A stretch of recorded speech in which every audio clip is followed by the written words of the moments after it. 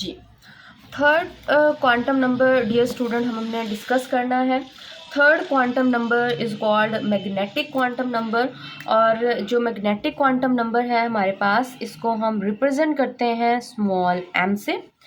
Magnetic quantum number explain करता है ज़ीमन effect को। अब फिर अगेन इस क्वांटम नंबर में हम जिक्र करेंगे बोहर डिफेक्ट्स का। बोहर डिफेक्ट्स में अगर आपको याद हो तो हमने एक डिफेक्ट उसका पढ़ा था कि अगर हम एक्साइटेड एटम ऑफ हाइड्रोजन को मैग्नेटिक फील्ड में प्लेस कर दें तो हर स्पेक्ट्रल लाइन जो है वो मज़ीद क्लोजली स्पेस्ड लाइन में स्प्लिट हो जाती है, जिसको हमने ज़ीमन इफेक्ट का नाम दिया था। और बोहर इस चीज़ को एक्सप्लेन नहीं कर पाया कि वो क्यों स्प्लिटिंग हुई। अब उस स्प्लिटिंग को एक्सप्लेन करने के लिए हम सहारा लेते हैं मैग्नेटिक क्वांटम नंबर का। ठीक है, मैग्नेटिक क्वांटम नंबर जिसको हम स्मॉल m से रिप्रेजेंट करते हैं, इसकी वैल्यू 0 से स्टार्ट होती हैं और ऑनवर्ड जाती हैं। बट इसकी वैल्यूज़ हम पॉजिटिव वैल्यू भी लेते हैं और नेगेटिव, जैसे 0, +1, -1, +2, -2, +3 एंड -3। अगर हम यहाँ पर रिलेशनशिप देखें एंगुलर, मतलब पिछला जो इसका क्वांटम नंबर हमने पढ़ा है एज़ीमुथल क्वांटम नंबर, अगर हम एज़ीमुथल क्वांटम नंबर और मैग्नेटिक क्वांटम नंबर, जैसे हमने एज़ीमुथल को लिंक किया प्रिंसिपल क्वांटम नंबर के साथ, इसी तरह से हम मैग्नेटिक क्वांटम नंबर को लिंक करेंगे किसके साथ? एज़ीमुथल क्वांटम नंबर के साथ। तो कैसे लिंक करते हैं? अब जैसे हमारे पास सब शेल है, पहले हमने पढ़ा कि शेल्स होते हैं, शेल्स में सब शेल्स होते हैं। किस शेल में कितने सब शेल्स होते हैं ये हमने अभी प्रीवियस क्लिप में देखा। अब हम बात करेंगे कि जो सब शेल्स होते हैं उनकी कितनी ओरिएंटेशंस होती हैं। ओरिएंटेशंस क्या होती हैं? ओरिएंटेशंस का मतलब होता है कि स्पेस में वो किस तरह मौजूद होते हैं, एक्स एक्सिस में, वाई एक्सिस में और जी एक्सिस में। अब जैसे हमारे पास एस सब शेल है, एस सब शेल के लिए अभी हमने पढ़ा पिछले वीडियो में कि एल सब शेल के लिए, एस सब शेल के लिए एल की वैल्यू यानी एज़ीमुथल क्वांटम नंबर की जो वैल्यू होती है वो 0 होती है। ठीक है, अगर एज़ीमुथल क्वांटम नंबर की वैल्यू 0 है तो अब आपने बड़े केयरफुल होकर ये समझना है कि अब आपने m की वैल्यू कैसे लिखनी है। ठीक है, अगर l की वैल्यू 0 है तो आपने करना क्या है, जहाँ से l की वैल्यू है वहाँ से स्टार्ट करना है, 0 से स्टार्ट करना है और l की वैल्यू तक आना है। अब l की वैल्यू ही 0 है तो आपने 0 से स्टार्ट किया और आप कहाँ तक आए? 0 तक आए, तो सिर्फ एक ही डिजिट आप लिखोगे 0। ठीक है, अब जैसे p सब शेल के लिए l की वैल्यू 1 है तो हम 0 से स्टार्ट करेंगे और कहाँ पर आएंगे? 1 तक आएंगे। कैसे आएंगे? ये देखिए हमारे पास -1 0 और फिर हमारे पास क्या आ जाएगा? +1, यानी 0 से लेकर 1 तक आना है, 1 नेगेटिव के साथ भी और 1 पॉजिटिव के साथ भी। अगर l की वैल्यू 2 है फॉर d सब शेल तो m की वैल्यू आप कैसे स्टार्ट करोगे? आपने 0 से शुरू होना है। जैसे मैं आपको सिंपल करके अगर लिख के दिखाऊँ, आपने 0 से शुरू होना है और आपने +-1 +-2 तक आना है, यानी जहाँ तक एज़ीमुथल क्वांटम नंबर की वैल्यू है आपने वहाँ तक आना है। 0 से शुरू होना है और वहाँ तक आना है आपने। ठीक है, अब जैसे l की वैल्यू क्या है? आपके पास 3 है तो आपने 0 से शुरू होना है और कहाँ तक आना है? 1 2, जहाँ तक l की वैल्यू है 3। ठीक है, ये चीज़ समझ आ गई आप लोगों को कि आपने 0 से शुरू करनी है m की वैल्यू और जितनी वैल्यू l की है आपने वहाँ पर लाकर उसको छोड़ना है। ठीक है, 0 के साथ हम प्लस माइनस नहीं लगाते। अब इसका मतलब कि एस सब शेल के अंदर एक ओरिएंटेशन है, पी सब शेल की टोटल 3 ओरिएंटेशन है, 1 2 3। ठीक है, ये हमें ओरिएंटेशंस बता रही हैं। बाकी मजीद हम इसको डिस्कस करेंगे तो आपको समझ आ जाएगी। अगर हम मैग्नेटिक क्वांटम नंबर की बात करें तो मैग्नेटिक क्वांटम नंबर एक ऐसा क्वांटम नंबर है जो कि हमें इंफॉर्मेशन देता है अबाउट ओरिएंटेशन ऑफ ऑर्बिटल्स, कि ऑर्बिटल्स किस तरह स्पेस में मौजूद हैं। तो वो एक्स एक्सिस में है, वो वाई एक्सिस में है, वो जी एक्सिस में है, वो बिटवीन एक्सिस है या वो ऑन द एक्सिस है। ये तमाम इंफॉर्मेशन हमें कहाँ से मिलती है? मैग्नेटिक क्वांटम नंबर से। और दूसरा वो डीजेनरेसी ऑफ ऑर्बिटल का कॉन्सेप्ट देता है। अब डीजेनरेसी का क्या मतलब है? जहां पर भी आपको वर्ड नजर आता है डीजेनरेसी, तो डीजेनरेसी का आपने मतलब हमेशा अपने जहन में रखना है। इसका मतलब होता है हैविंग सेम एनर्जी। डीजेनरेसी का मतलब क्या होता है? हैविंग सेम एनर्जी, मतलब एक जैसी एनर्जी रखना। ये टर्म हम उस वक्त यूज़ करते हैं जब ऑर्बिटल्स की एनर्जी एक दूसरे के इक्वल हो, तो हम कहते हैं कि वो डीजनरेट ऑर्बिटल्स हैं या उनमें डीजनरेसी है। ठीक है, अब हम वन बाय वन तमाम सब शेल्स के बारे में पढ़ेंगे कि उनकी किस तरह ओरिएंटेशंस होती हैं। अच्छा बेटे, यहाँ पर मैग्नेटिक क्वांटम नंबर के साथ में एक और टॉपिक आपको आपकी बुक का कवर करवाऊंगी। क्वांटम नंबर के बाद एक टॉपिक आपकी टेक्स्ट बुक में है शेप्स ऑफ ऑर्बिटल।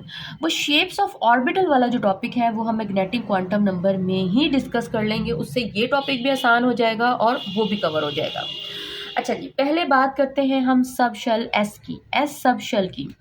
अब देखें, एस सब शेल हम पीछे पढ़ के आ चुके हैं। अब अपने अपने जहन में प्रीवियस टॉपिक रखना है, क्योंकि मैग्नेटिक क्वांटम नंबर लिंक करता है अज़ीमुथल क्वांटम नंबर के साथ। अगर हम एस सब शेल की बात करें तो एस सब शेल के लिए जो एल की वैल्यू होती है वो होती है 0। ठीक है, एल की वैल्यू कितनी होती है? 0। एम की वैल्यू कितनी हो जाएगी हमारे पास? 0, क्योंकि हमें 0 से शुरू होना है और एल तक आना है, और एल भी 0 ही है। अब 0 का मतलब नथिंग नहीं है। यहाँ पर अक्सर बच्चे समझते हैं कि 0 का मतलब शायद नथिंग है। इसका मतलब नथिंग नहीं है। 0 का मतलब है एक डिजिट, क्योंकि 0 भी एक डिजिट होता है। ठीक है, तो इसका मतलब है एक डिजिट। अब एक डिजिट से मुराद है कि जो सब शेल है, एस सब शेल है, उसका सिर्फ एक ही ऑर्बिटल होता है। ठीक है, एस सब शेल का एक ही ऑर्बिटल होता है और वो होता है एस ऑर्बिटल। उसको हम ऐसे ही कहेंगे। ठीक है, जो एस ऑर्बिटल होता है ये स्फेरिकल इन शेप होता है। स्फेरिकल मैंने अभी आपको बताया कि 3 डायमेंशनल शेप को कहते हैं, जैसे एक फुटबॉल की शेप होती है फूली हुई। सिमेट्रिकल होता है, मतलब न्यूक्लियस के आप किसी भी साइड से देख लो तो ये इक्वल डिस्टेंस पर मौजूद होगा। ठीक है, हाँ एक चीज़ यहाँ पर कि अगर हम पहले, अब देखें ये तो सब शेल है, ये पहले शेल में भी होगा, ये दूसरे शेल में भी होगा, ये तीसरे शेल में भी होगा। अगर हमारे लिए n की वैल्यू 1 है, अगर हमारा पहला शेल है और हम पहले शेल के 1s की बात कर रहे हैं, 1s का मतलब पहले शेल का s ऑर्बिटल, तो वो स्फेरिकल होगा और वो न्यूक्लियस के क्लोज होगा। दूसरा हम इस तरह से ड्रॉ करेंगे, ये हमारे पास क्या होगा 2s, ये हमारे पास क्या होगा 3s। अब देखिए शेप पे कोई फर्क नहीं पड़ रहा, शेप स्फेरिकल ही रहेगी, लेकिन जो डिस्टेंस है हमारे पास, किस चीज़ का डिस्टेंस है? ऑर्बिटल का और न्यूक्लियस का, वो डिस्टेंस जो है वो बढ़ता जा रहा है। या आप यूँ कह सकते हो कि जो सबशेल होगा उसका साइज जो है वो क्या होता जाएगा? इंक्रीज होता जाएगा जैसे जैसे प्रिंसिपल क्वांटम नंबर बढ़ता जाएगा। ठीक है, उसके बाद सेकंड हम डिस्कस करते हैं पी सबशेल को। सबसे पहले तो हम ये देख लेते हैं कि पी सबशेल के लिए एल की वैल्यू कितनी होती है। तो हम पहले पढ़ चुके हैं कि पी सबशेल के लिए एल की वैल्यू जो होती है वो 1 होती है। अब एम की वैल्यू हम किस तरह से लिखेंगे? हमने 0 से शुरू होना है और 1 तक जाना है, यानी 0 और फिर 1, और 1 को हम नेगेटिव के साथ भी लिखेंगे और पॉजिटिव के साथ भी। जैसे हम लिख देते हैं -1, हम नेगेटिव से पॉजिटिव की तरफ जाते हैं, फिर हम लिखते हैं 0 और फिर हम लिख देते हैं +1। ठीक है, आप इनको इकट्ठा करके भी लिख सकते थे +-1। अब इस माइनस प्लस प्लस -1 से क्या मुराद है? इससे मुराद है ये जो -1 है, इसका मतलब है 3 पी सब शेल के 3 ऑर्बिटल्स होते हैं। ठीक है, 3 डिजिट्स आए ना, 3 डिजिट्स का मतलब है 3 orbitals, means p sub shell की 3 ओरिएंटेशंस होती हैं। ये एक्स एक्सिस में भी हो सकता है जिसको हम कहते हैं पी एक्स, ये वाई एक्सिस में भी हो सकता है जिसको हम कहते हैं पी वाई, और ये जी एक्सिस में भी हो सकता है जिसको हम कहते हैं पी जी। तो पी सब शेल के 3 ऑर्बिटल्स होते हैं, पी एक्स, पी वाई और पी जी। आप यहाँ पर देख रहे हैं कि तीनों की जो शेप्स हैं वो मैंने एक ही तरह की ड्रॉ की हैं, क्योंकि ये पी सब शेल है और पी सब शेल की शेप डम्बल ही होती है हमेशा।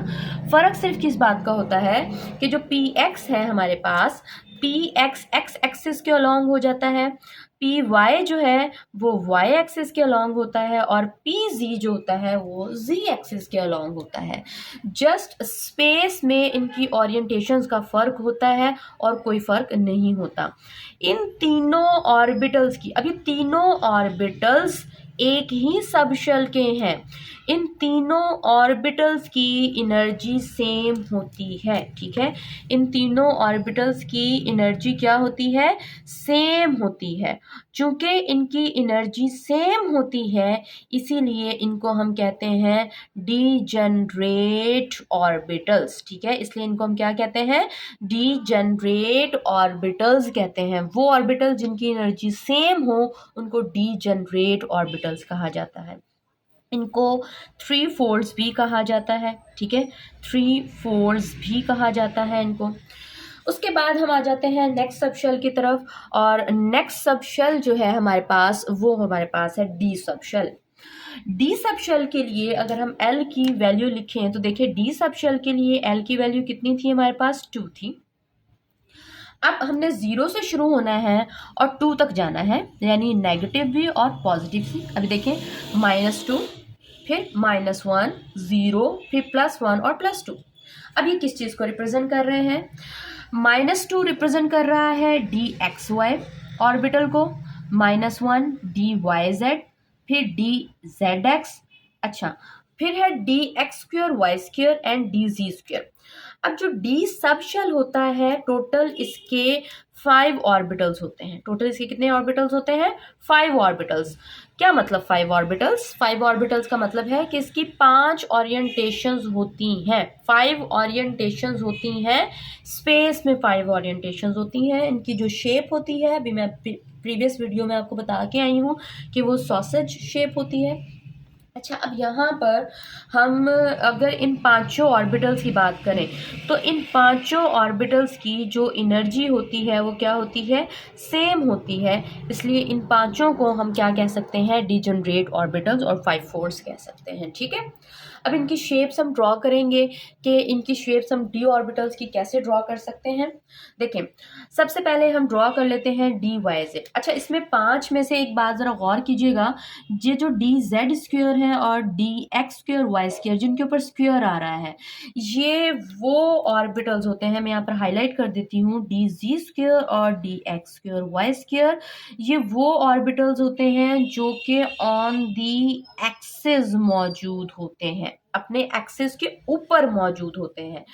जबकि हमारे पास जो बाकी रिमेनिंग 3 ऑर्बिटल्स हैं जैसे कि एक्स वाई, वाई जी और जी एक्स, ये जो 3 ऑर्बिटल्स होते हैं ये बिटवीन एक्सिस होते हैं। ये बहुत इंपॉर्टेंट एक एमसीक्यू भी और एमडी कैट में भी एमसीक्यू आया हुआ है कि वो ऑर्बिटल्स डी ऑर्बिटल्स बताएं जो ऑन एक्सिस होते हैं और वो जो बिटवीन एक्सिस होते हैं। ठीक है, अच्छा अभी हम यहाँ पर ड्रॉ करते हैं और देखते हैं कि बिटवीन एक्सिस और ऑन एक्सिस का क्या मतलब है। यहाँ पर हम सबसे पहले डी वाई जी को ड्रॉ करते हैं। ठीक है, अब डी वाई जी मैंने अभी आपको बताया कि जिनके ऊपर स्क्वायर नहीं है इसका मतलब है ये बिटवीन एक्सिस होते हैं। आपने कैसे ड्रॉ करना है?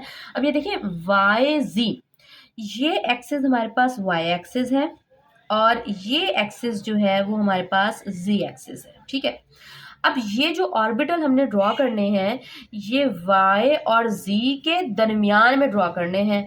अब दरमियान में आप यहाँ भी ड्रॉ कर सकते हो, यहाँ भी ड्रॉ कर सकते हो। ठीक है, क्योंकि ये सारी जगह क्या है? दरमियान है। आप यहाँ पे भी ड्रॉ कर सकते हो। अब ये नहीं कहना कि x एक्सिस के ऊपर ड्रॉ कर दिया।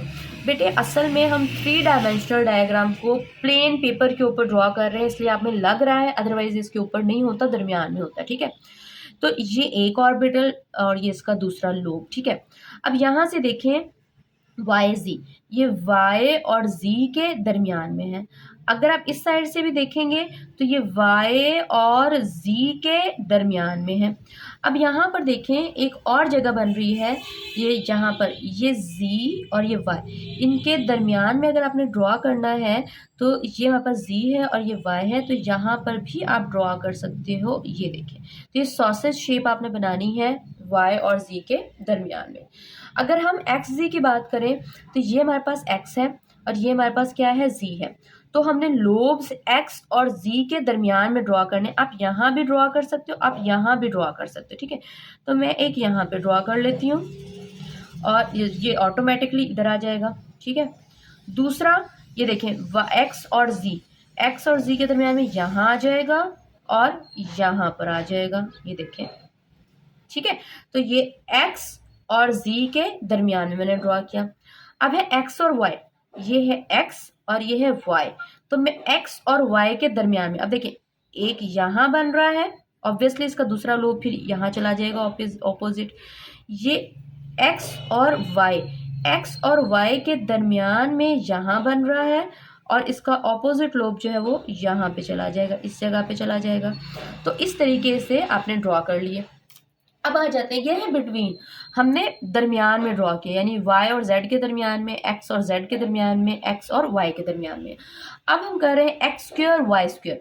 तो जहां आपको स्क्वायर नजर आए, स्क्वायर का मतलब होता है एक्सिस के ऊपर। अब ये एक्स स्क्वायर का मतलब है एक्स एक्सिस के ऊपर, ये है हमारा एक्स एक्सिस। तो एग्जैक्टली हमने एक्स एक्सिस के ऊपर, ये देखें ये पूरा एक्स एक्सिस है, तो ये देखें ये पूरा हमने इसके ऊपर ड्रॉ किया। This represent x square, y square का मतलब है वाई एक्सिस के ऊपर। तो ये देखें वाई एक्सिस के बिल्कुल ऊपर आपने ड्रॉ करना है, तो ये रिप्रेजेंट कर रहा है एक्स स्क्वायर वाई स्क्वायर को। अगर हम यहाँ पर डी जी स्क्वायर बनाए तो जी स्क्वायर का मतलब होता है जेड एक्सिस के बिल्कुल ऊपर। तो ये हमारा जेड एक्सिस है, इसके बिल्कुल ऊपर। अच्छा, इसके साथ ना यहाँ पर इस तरह से कॉलर बनाया जाता है, रिंग सा बनाया जाता है, क्योंकि फ्री टू रोटेट होता है अपने एक्सिस के ऊपर, इसलिए ये कॉलर में, इसको कॉलर भी कहा जाता है, रिंग भी कहा जाता है। ये हमारे पास शेप ऑफ ऑर्बिटल्स जो थे वो कंप्लीट हो गई। एफ सब शेल को हम नहीं डिस्कस करते। एफ सब शेल में टोटल 7 ऑर्बिटल्स होते हैं, 7 डीजनरेट ऑर्बिटल्स होते हैं। उनकी शेप हमारे सिलेबस में नहीं है, कॉम्प्लिकेटेड होती है, इसलिए उनकी शेप को हम यहाँ पर डिस्कस नहीं करेंगे, ठीक है। इस तरह से हमारा एज़ीमुथल मैग्नेटिक क्वांटम नंबर है वो कंप्लीट हुआ। Last, spin quantum number. Fourth quantum number is spin quantum number which is represented by small s. इसको हम s से रिप्रेजेंट करते हैं। ये क्वांटम नंबर किस चीज़ को एक्सप्लेन करता है? ये क्वांटम नंबर एक्सप्लेन करता है डबलेट स्ट्रक्चर को। अब ये क्या होता है, डबलेट स्ट्रक्चर क्या होता है, इसको समझते हैं पहले, ठीक है। अच्छा, अल्कली मेटल्स। अब अल्कली मेटल्स क्या होती है, सबसे पहले तो आपको ये मालूम होना चाहिए। हमारे पीरियोडिक टेबल में जो फर्स्ट ग्रुप की मेटल्स हैं उनको अल्कली मेटल्स कहा जाता है, जैसे lithium, sodium, potassium, rubidium, caesium, francium, ये तमाम जो है वो अल्कली मेटल्स कहलाती हैं। अल्कली मेटल्स की अगर हम बात करें तो अल्कली मेटल, जैसे कि अगर मैं सोडियम की बात करूं या लिथियम की बात करूं, इन सब के वैलेंस शेल में सिर्फ एक इलेक्ट्रॉन होता है। आप करके देख लें, लिथियम जो होता है उसकी इलेक्ट्रॉनिक कन्फिग्रेशन, इसके पास 3 इलेक्ट्रॉन होते हैं। पहला जो है वो के शेल में चला जाता है, के शेल के अंदर 2 इलेक्ट्रॉन चले जाते हैं, हमें पता है के शेल में मैक्सिमम 2 इलेक्ट्रॉन्स आ सकते हैं, एल शेल में 1 इलेक्ट्रॉन आता है। अगर आप सोडियम की बात करते हैं तो सोडियम का एटॉमिक नंबर 11 होता है, के शेल में जो है वो 2 इलेक्ट्रॉन्स हो जाते हैं, एल शेल में अभी मैं आपको पढ़ा के आई हूँ पिछले टॉपिक पे कि एल शेल में मैक्सिमम कितने इलेक्ट्रॉन्स आ सकते हैं, 8 इलेक्ट्रॉन्स हो सकते हैं। तो 2 8 कितने हो गए, 10 हो गए। तो इसका मतलब ये है कि एम शेल में, लार्ज शेल में सिर्फ 1 इलेक्ट्रॉन आएगा। अब देख रहे हो कि ये वैलेंस शेल हैं और इनके वैलेंस शेल में कितने कितने इलेक्ट्रॉन आ रहे हैं, सिंगल इलेक्ट्रॉन। तो अल्कली मेटल्स के वैलेंस शेल में हमेशा सिंगल इलेक्ट्रॉन ही होता है।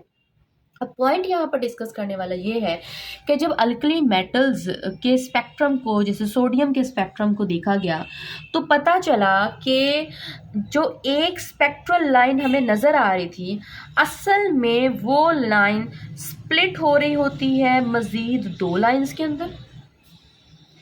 ये जो 2 लाइंस की स्प्लिटिंग है, this is called doublet structure. Doublet structure इसको कहा जाता है, ये डबलेट वर्ड था, इसको कहा जाता है डबलेट स्ट्रक्चर। डबलेट स्ट्रक्चर का मतलब है 2 लाइंस, 2 क्लोजली स्पेस लाइन। अच्छा बेटे, यहाँ पर थोड़ा सा ध्यान दीजिएगा, ये जो हमारे पास डबलेट स्ट्रक्चर है, डबलेट स्ट्रक्चर को आपने फाइन स्ट्रक्चर्स के साथ कंफ्यूज नहीं करना बिल्कुल भी। Fine structure totally different concept है, वो सब शेल्स की वजह से आ रहे थे हमारे पास, ठीक है। डबलेट स्ट्रक्चर अब क्यों आ रहा है, इसको एक्सप्लेन करता है स्पिन क्वांटम नंबर।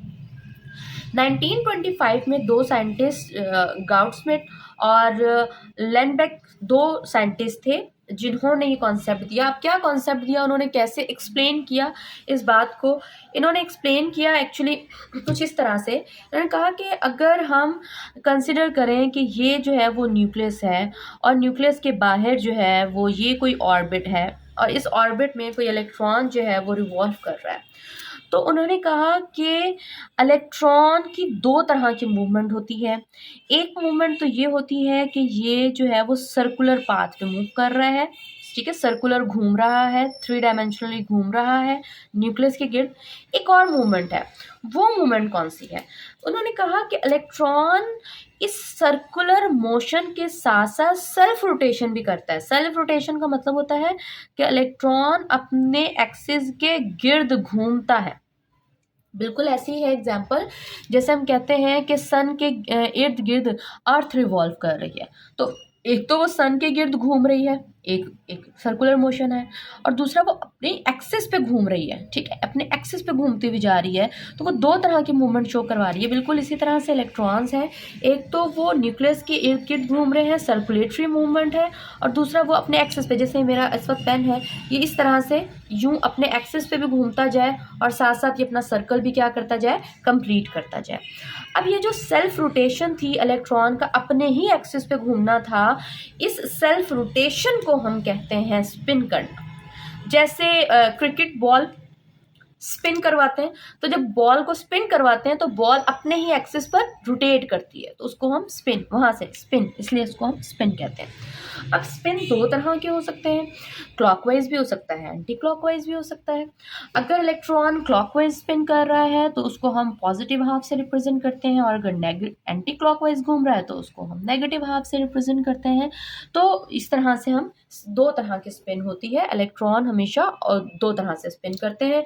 अब देखें, अगर कोई ऑर्बिटल है, सपोज आपके पास जो है वो ये ऑर्बिटल है, इसमें एक इलेक्ट्रॉन मौजूद है, अगर एक इलेक्ट्रॉन क्लॉकवाइज घूम रहा है तो दूसरा इलेक्ट्रॉन हमेशा एंटी क्लॉकवाइज घूमेगा।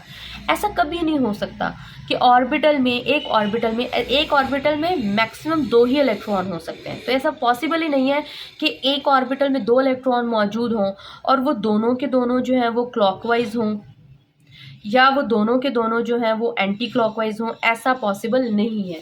एक क्लॉकवाइज होगा तो दूसरा एंटी क्लॉकवाइज जो है वो स्पिन शो करवाएगा। ठीक है, यहाँ तक बात। अच्छा, अब नेक्स्ट जो है टॉपिक हमारा कंप्लीट हो चुका है, लेकिन यहाँ पर एक इंटरेस्टिंग सी बात है, अक्सर स्टूडेंट जो है वो क्वेश्चन किया करते हैं, और वो क्वेश्चन, चले उसको हम अलग से एक क्लिप बना के उसको शेयर करेंगे। टॉपिक हमारा जो है वो यहाँ पर कंप्लीट हो गया है बहरहाल, ठीक है। तो बेटे ये हमने 4 क्वांटम नंबर्स पढ़ लिए हैं, यकीनन है आपको समझ आए होंगे। इनको आपने बहुत अच्छे से पहले समझना है, फिर बुक से इसको रीड करके इसको तैयार करना है। ओके जी, अल्लाह हाफिज़।